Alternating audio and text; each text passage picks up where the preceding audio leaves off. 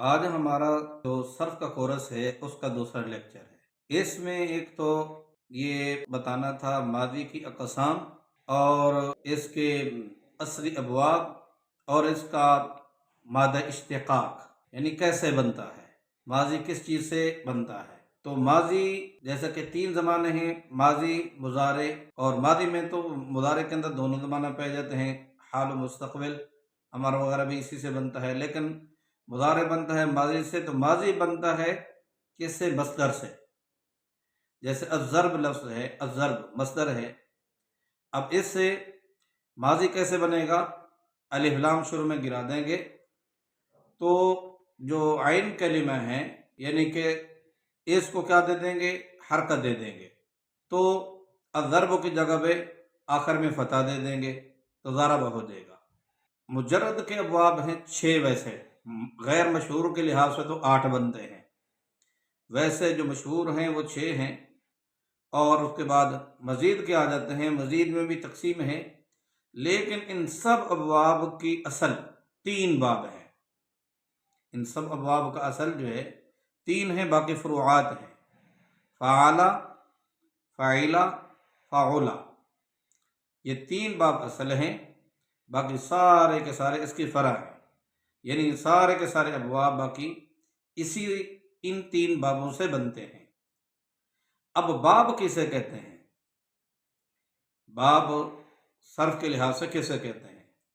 مجرد میں چلے جاؤ تو مجرد میں باب کا اطلاق یعنی باب کا لفظ بولا جاتا ہے، ماضی کا پہلا صیغہ لے لو اور مضارع کا پہلا صیغہ لے لو، اس کو باب کہتے ہیں۔ مثلا نصر ینصر، ضرب یضرب، علم یعلم، فتح یفتح، حسب یحسب، کرم یکرم۔ تو پہلا یعنی ماضی کا پہلا صیغہ اور مضارع کا پہلا صیغہ، اس سے کیا بولتے ہیں؟ باب، مجرد میں۔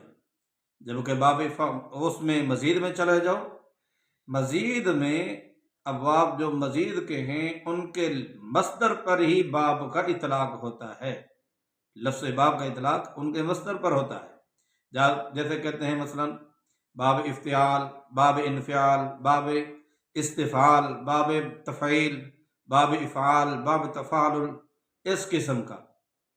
تو ہمیں توجہ سے سمجھنا چاہیے کہ باب کا لفظ کیا ہے، باب کا لفظ مجرد کے لیے کیسے استعمال ہوگا اور مزید کے لیے کیسے استعمال ہوگا، اور مزید میں کہاں استعمال ہوتا ہے، کس لفظ کے لیے بولا جاتا ہے۔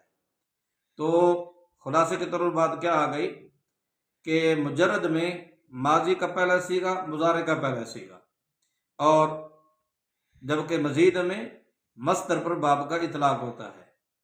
اور ان تمام تقریباً 45 کے 43 کل ابواب ہیں، ان سب ابواب میں 3 باب اصل ہے، فعل، فاعل، فعلہ، پھر باقی سارے ابواب ان 3 کی فرع ہیں، یعنی انہی 3 سے ہی نکلے ہیں۔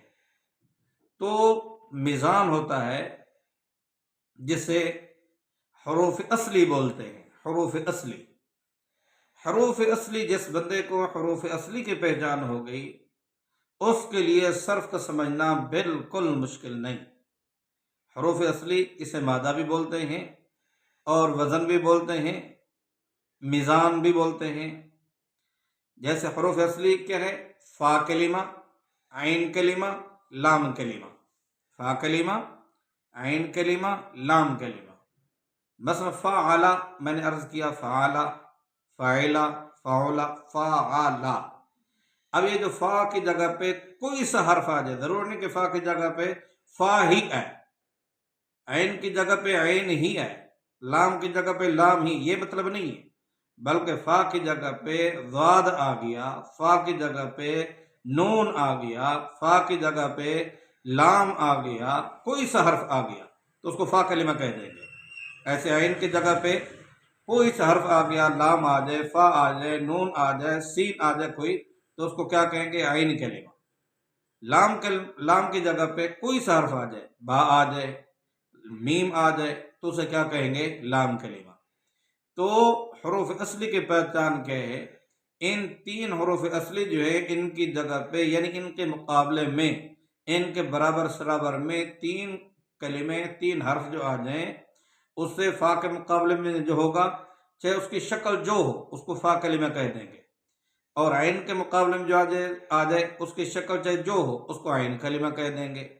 لام کی جگہ پہ جو آ جائے اس کی چاہے شکل کوئی ہو تو اس کو کیا کہیں گے؟ لام کلمہ کہہ دیں گے۔ تو آج کا سبق اتنا ہوا۔